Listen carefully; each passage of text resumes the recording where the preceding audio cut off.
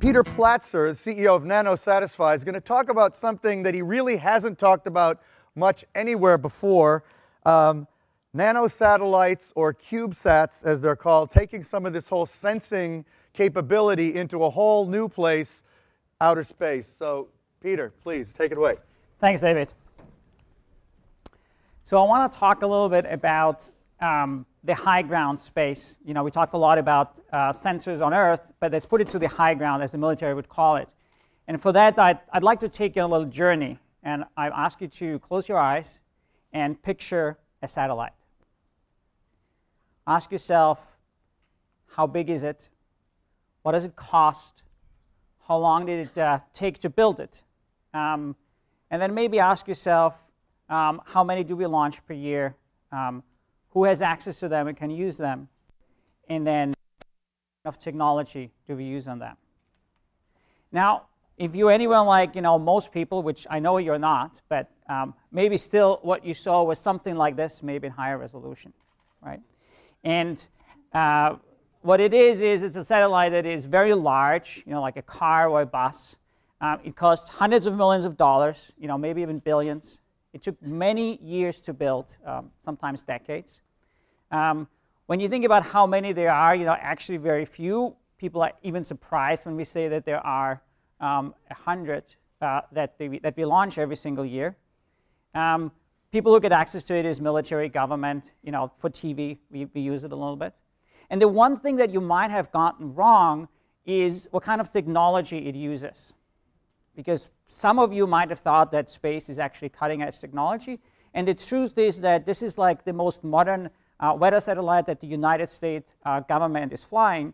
And it's basically equivalent to like a Pentium 2 running Windows 98. Anyone running Windows 98? OK. What I'm here to tell you is that that actually is not true. What I would have wanted you to think about of a satellite is this. This is a satellite. So what you see up there is actually sitting in our office right now. We have our first ones. And how big is it? Like this. If it grows up, it's as big as a bottle of wine. It costs a few $100,000. There are like 3 satellites that are currently being built and to be launched through Kickstarter campaigns. Ours are going up in August 5th. How long does it take? A few months. I feel we are slow. We finished our Kickstarter campaign in the end of the summer, and we now have 2 satellites. The next one are going to be much faster. It's going to be a few weeks. How many do we want to launch? Hundreds. And I mean literally hundreds. Who gets to access and to use them? Everyone. You want to control a satellite? You go onto my webpage, you sign up, you can control the satellite. Right? Companies, individual, governments, military. Everyone is using them. Military has great programs for those CubeSats. And the one thing that you would have gotten right, again, is that this actually is cutting-edge technology. This is like an iPhone 5. It's using literally the most modern things that are out there. And I think what is sad is, like we saw this in the former panel, is that if I had asked you 20 years ago, picture a satellite, you have come up with the same answer. And I think Dave said, like, really well in a panel beforehand of what has happened on Earth is that if I'd asked you 20 years ago to picture a computer, you would have pictured this. This is like the Cray that we used when I was at CERN. And it would ask you, what are the features? You would say, it's very costly. This is not going, OK. It's very large. It costs a lot of money. Military government uses it.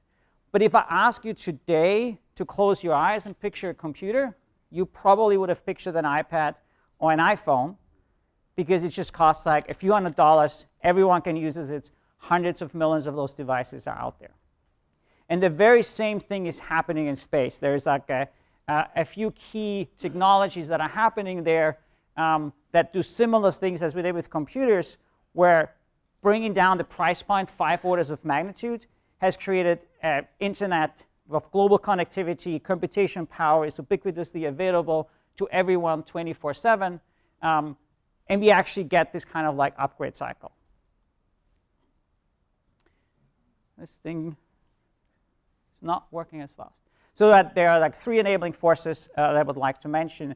why this is happening now in space, and they're very similar to what drove the whole thing on the computer side.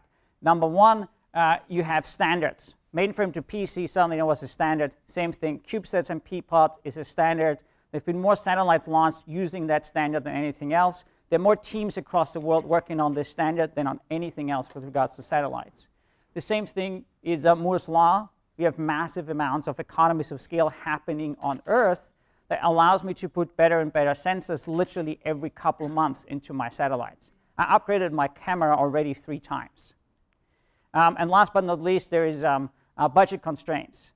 Stopping the shuttle program basically created SpaceX. And sequestration is further hampering NASA, and we just signed an agreement with NASA to help them with education and outreach, which basically, as of now, is blocked. NASA is not allowed to do any of that anymore. Now, what do you do? What can you get when you have this kind of like ubiquitous high ground sensor data network? And what can you do when you actually combine that with sensors on Earth? And I don't have enough time to go into all the ideas, so I want to just give you like a couple of those things that can happen. So the first one, let's think of a problem that we haven't solved for like a few 100,000 years, and that is earthquake prediction, or just an early warning system. But if you have 24/7 real HD streaming from space, you can actually combine large-scale observation of animal behavior. You can do, in remote areas, low-frequency radio connectivity that you can measure those transmissions. And you can combine it with human behavior through our cell phones. How much do we move? How often do we call in sick? What is like our general state? How many people call in for sick? All of this we've started to pick up, but we're missing the high ground. With this one, we can do that. Another one is... Peter, quickly, the point being that you believe that if you correlated all that data and observed it for a long enough period, you could begin to start predicting when an earthquake happens. Yes, exactly. But only if you have the space element included. Exactly. You need the high ground, as the military calls it, to have like that overview. Keep going. Sorry. Yeah. So another one is food supply, right? So there's something that's called precision agriculture, where if you have like the overview in remote areas to monitor large areas and have sensors that you have locally, but you can easily connect them together, you can actually have massive improvement in food supply. Right? If you look at the US, the value add of an US agricultural worker is 100 times of an Indian. So combining that, and that has to do with precision agriculture and access to data. But last but not least, let's think about entertainment.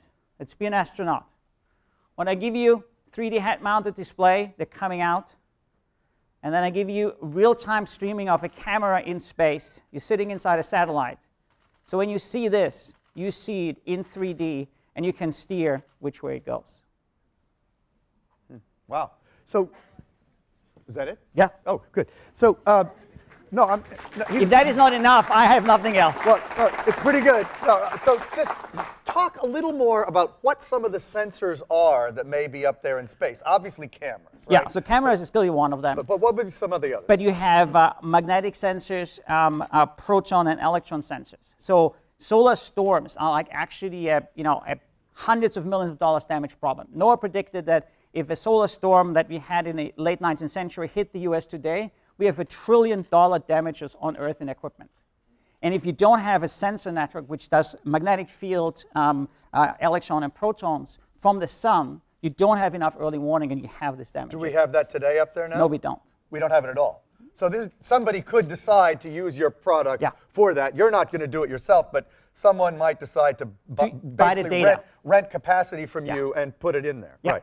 So the idea is that these are going to be accessible to be rented for any kind of app, right? Yep. That's the basic concept. And we have released an SDK for our satellites so people can build applications based on the technology which is in space. And so just again, just to reiterate, because I think it is really worth underscoring, that because the satellites themselves are getting so cheap, and you're going to have capabilities to launch large numbers of them at once in like one package that then disperses out. You didn't actually tell us that, but you told me that before.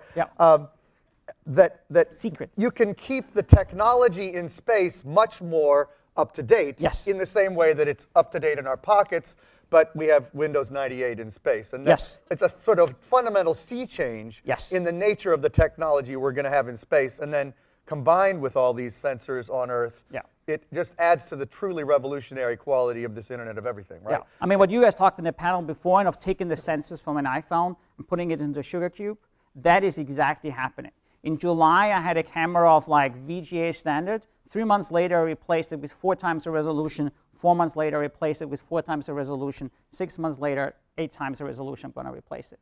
Because there is like, 100 million iPhones built out there with cameras, magnetometers, gyros, accelerometers, and I just put them into the spacecraft. Well, thanks so much. One of the reasons we wanted to have Peter was it really underscores the everything piece of this case when you start thinking about the implications of the satellites entering into this ecosystem of sensing and data production and intelligence. So thank you so much.